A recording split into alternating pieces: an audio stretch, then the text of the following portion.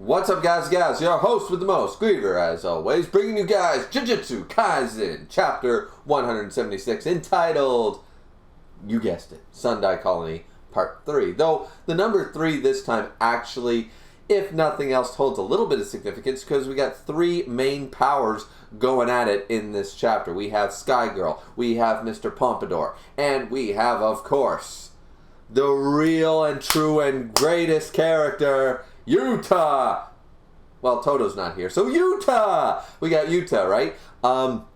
Honestly, this chapter was okay. We've already seen Yuta showing off the last couple. We sort of got to tone it down. But instead of showing off in a power scaling wise, Yuta sort of shows off what he's learned since Volume 0 a little bit. Like, he's doing, now he's playing the Talk No Jutsu, but not in the very terribly Talk No Jutsu way, but he's playing the mental game now. He's not just playing the I'm stronger, facepalm, sit down. He's also playing the whole kind of like, I don't understand you. Like, listen, we're squaring off right now, but answer me a couple of questions because your logic ain't making sense to me. And he calls out Sky Girl. See, this chapter was actually kind of good, and I saw a couple of comments. I try to avoid getting other people's perspective, of course, before I do a review, but this time, it was later in the day and stuff. And I just happened to be on a couple of Discords, and people were basically saying that they sort of like this, that Yuta sort of lost his, I guess people were calling it like the zombie look or the dead look in his eyes or whatever. I think it makes him look scary and badass all the time, so I didn't mind it, but it's nice to see that old Yuta is still there. The Yuta we left off with in Volume 0, right? But we already knew that. We already knew that once he got Yuji away and stuff like that, when he first came back into the main story, we did know that Yuta was still Yuta, right? We had already seen that. We had already seen his humbleness, when he was talking about Hakari and stuff like that. So, like, some people are acting like this is the first time we've seen him be more emotional and stuff like that. It's like, no, we've seen that. People just tend to forget that so soon. But I do agree that we've seen him being so silent, swordsman, dead man, walking so for a while now. So it is nice to see him sort of go back to that form of his. Go back to that, I almost want to call it naivete in a way. Like that little bit of innocence of his. Because he calls out Sky Girl after, they fight for a little bit, right? And it's not as crazy as we tend to think. She can pull the Sky. We're not really sure about how her technique works. She really wants Yuta to attack her. So it seems, and in the first couple of panels, it seems like she's able to easily deflect. Sort of like she's got like an ultimate shield or an ultimate deflection ability. And that's what in lies her cursed ability, is the ability to warp things as they come at her, direct attacks. But as Yuta points out, my arm went back to normal. When he tried to punch her, he got hit instead by her because his arm went all loopy and she seemed to deflect it in a way and made it do its own thing. But then after he gained the distance, his arm went back to normal. It wasn't hurt. It wasn't damaged in any way. So he summarized that this might not be true, of course, but he summarized that, maybe her ability isn't meant for direct attacks. It's meant for a more defensive ability. And so far, it apparently is the case because Sky Girl even mentally said, why is he asking me questions? Why doesn't he attack me? Come on, attack me, And I mean, who the hell wouldn't want to be attacked by Yuta? I mean, just saying. But either way, he's trying to figure out her motivations and stuff like that after this point. There's clearly more to the technique, and Yuta's not stupid. We see a lot of inner thoughts of the 3 characters in this chapter, I find. And sometimes it was like, okay, who's actually thinking that part? You know what I mean? Because everyone's doing their inner monologues to themselves, trying to figure out each other, which is kind of cool. I like seeing the insight from the other characters going, this guy's dangerous, or this is this, or this is that. What's her technique? She sort of explains it that she uses sky as a surface, so Yuta was correct in that it's sort of a space manipulation. She treats the sky as though it's a surface, and within that surface she can manipulate. But there's got to be more to the technique, as Yuta points out, and we don't find out what that is this chapter. Once they sort of gain the distance and they halt and stuff, Yuta basically calls her out on some bullshit and basically says, I don't get it. Don't you have any friends or a lover and stuff? And Sky Girl's totally she's getting annoyed with Yuta and his questions because he's sort of sitting there I don't understand you at all. Why would you do all this just for your own sake, for your own survival and stuff like that?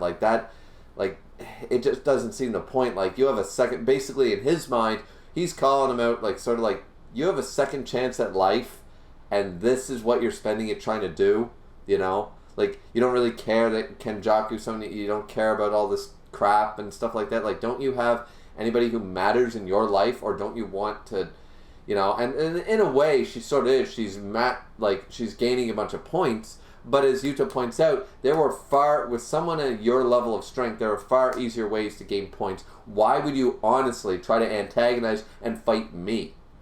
Or be in a deadlock with powerful people? You could have flown under the radar, just been, nobody would have recognized you. You could have massacred people. Not that he's suggesting she should have done that, but he can't understand why she would willingly put herself in this position when, if all she wants to do is gain points, there's easier ways. And, like, isn't there better, like, if that's all you want? Like, it's sort of like, what are you doing? Where are you going? It's sort of like a parent calling out like a drug addict kid or some shit. It's just sort of like, all right, it's time for a little tough love. Like, don't you give a shit about your life? You know, it's like one of those infomercials or some shit, you know? Like from the 90s, sort of like, don't put it in your mouth. That's right, kids. Like, a message from Concerned Children's Advertisers, that kind of shit. And he's just calling it out. It's like, get off the couch. Go for a walk. Stop staring in front of the TV all day. Go exercise. Go make new friends, you know? Try to just live your life, for God's sakes, you know? Like, you're just calling her out completely, and I fucking love it. It was hilarious how and I saw, I think it was in this Discord, somebody said this, like, basically, Yuta was like, don't you have any bitches? Like, seriously? Are you not getting laid enough or some shit? Like, what's going on here, right? So, it was actually quite a funny interaction. And Yuta, it's just Yuta, and even Yuta says, like, you know, I'm one to talk. I didn't really have much friends until recently, but still, like, why are you putting in all this effort just for your own selfish self, you know, sort of idea? And then apparently this woman, now we've learned, I mean, we know a lot of these people are, of course, are past sorcerers. This is one of the past sorcerers, and she remembers apparently she was locked away, and apparently he's a lot like, or when she was defeated or whatever, was apparently by a Fujiwara as well. So apparently one of, you know, their ancestors sort of idea, Yuta's ancestor sort of idea, was involved with her defeat or what have you. We can sort of summarize from that quick panel. So she gets mad, and when she realizes this and is wanting to take him out, but then we have the Pompadour. Mr. Pompadour Ryu himself, you know, and he uses an attack known as Grande Blaster. And that thing is a goddamn Kamehameha just coming straight at you. That thing is terrifying. That thing's like, boom. Now she once again pulls back the sky like a surface so she can either defend or block or deflect it in whatever way is possible. So it leaves a devastating amount of damage. So that cursed output was no joke. And it's hilarious that it comes from his Pompadour. A lot of people are actually apparently happy about this. I find it kind of comical, but it works. It sort of works, you know. Jujutsu Kaisen likes to be a little funky. Sometimes it's too funky, like when they first entered the Culling game and there were the airplane trio or family or whatever. Those were kind of stupid, the jet hair and stuff. But this particular instance, just like, okay, I specifically have a Pompadour to fire a laser blast at him. I'm like, it's getting a little ridiculous, but it's devastating. So, and the character looks cool and he acts cool and stuff. So giving it a bit of a slide, being like, all right, wacky ability, right? So now all three are going to be involved. At the end of the day, as I said before, Yuta and Sky Girl both summarized that, okay, this is an opportunity to take out both of the last, because the other two are gone. Yuta's already killed the other two of the four, so now it's basically these three, and who's going to be coming out on top. Right now is the perfect opportunity for them to fight. Yuta, of course, is at a heavy disadvantage right now. Number one, Rika, who is not, she is not in quotes in the Viz translation, just saying, you know. But, and I've read up on a lot of theories, and one of the newest theories I do like, or not, it's not a new theory, but it's basically one of the older theories, and it's probably the most solid of all the theories, even counting my own previous theories, is the simple fact that this is Rika without a soul. Because remember that Rika didn't curse Yuta. Yuta cursed Rika because he couldn't accept her death. And at the end of Volume 0, he released her soul, right? So her soul could come to rest. My whole idea is that he called her soul back and she came willingly because she even said, I didn't mind. It wasn't like she was trapped and tortured or anything like that. She didn't mind being able to be with him for the last 6 years. So maybe Rika ended up coming back to Yuta in a new way instead of a I've always argued it'd be really cool as a Switch where everything's cursed energy. What about the reversal? What about, if you have demons, you have angels. If if you have dark magic, you have light magic. In this sense, if you have cursed energy, you have blessing energy. It's a blessing sort of idea. So this one is simply the fact that Yuta still created Rika again because he created her the first time. And he's just recreated her. She doesn't have a soul anymore. So it sort of works like a Shikigami, I guess, but not exactly. It's like a hybrid between a curse and a Shikigami. But why would he call it Rika if it's not really Rika? So I don't know. It's probably the most plausible theory, but I like the idea that Rika's soul came back willingly this time. It's the same theory as everybody else. He recreated her body. It's just as strong as the original Rika because he created the original Rika, remember. The Queen of Curses was created solely by Yuta's own power. So there's no reason to suspect this Rika is any weaker in any regard, but I still just like it from a narrative perspective that it is actually Rika. If it's not, fine dandy, but at least that's sort of, in my mind, either theory sort of summarizes the fact that it don't matter if this is the real Rika or not.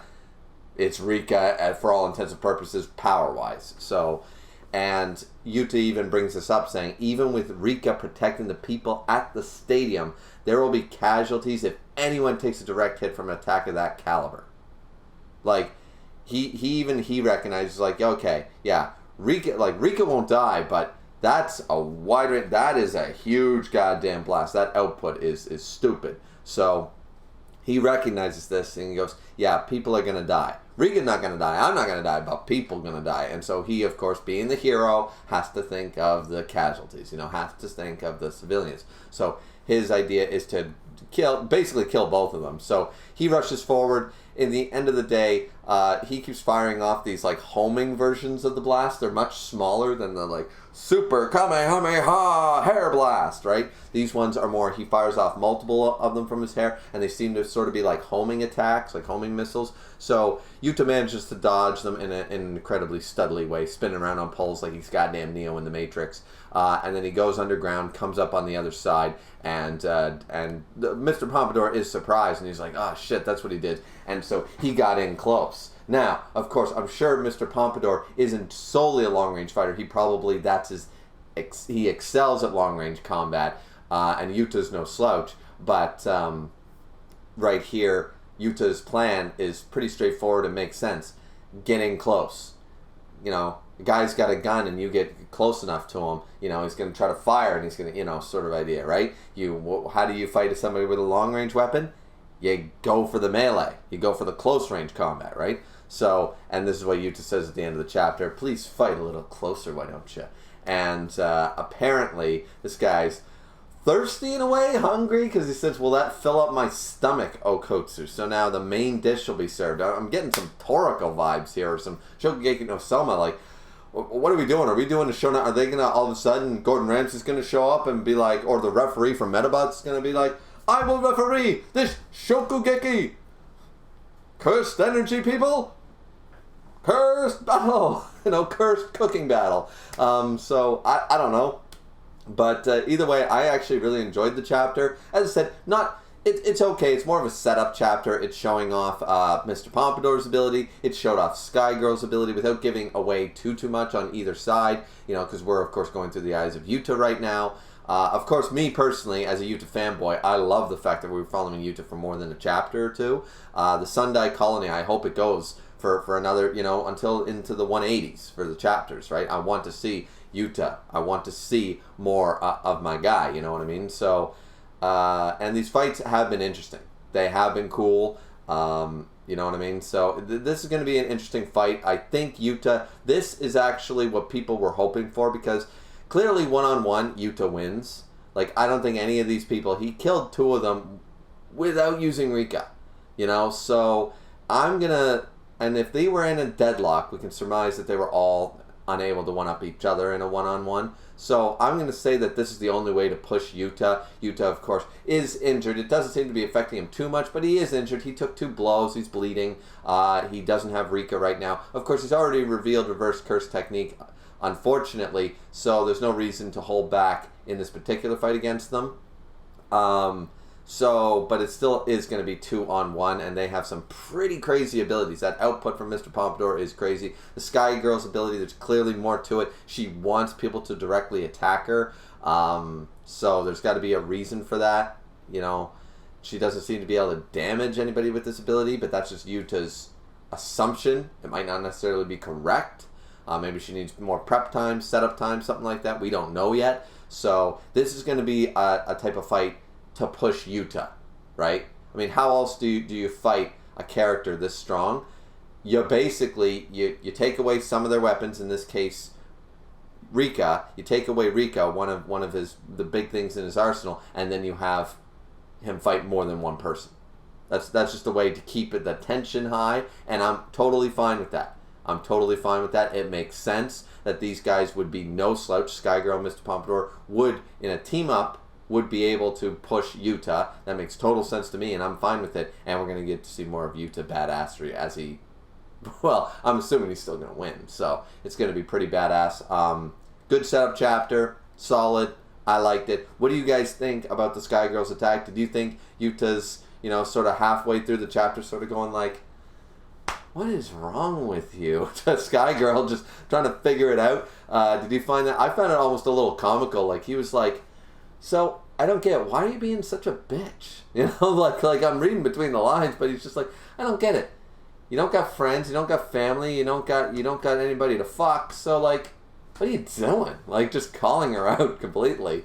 I just thought it was hilarious. But what did you guys think? Let me know down in the comment section. Comment section down below. As always, I'm not editing that. Fuck it. People mess up all the time. So like, comment, subscribe, as always. Don't forget the fourth and most importantly, drink responsibly, as I always do. We will see you guys back here for Chapter 177 of Jujustu Kaisen. More Yuta badassery inbound, I'm sure. Looking forward to it, guys. Bye-bye.